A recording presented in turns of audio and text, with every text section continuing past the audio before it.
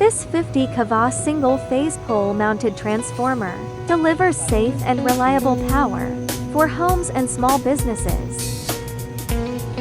It is mounted on utility poles and steps down high-voltage electricity from the distribution network 12,470 GRDY 7.2 to standard 120-140 V output for North American 60 Hz systems. It delivers high efficiency 99.04 with low no-load loss 130 W, load loss 490 W, and stable 2.15% impedance 10. A 225 NLTC provides voltage adjustment, while an IF and a 9 kV surge arrestor enhance safety.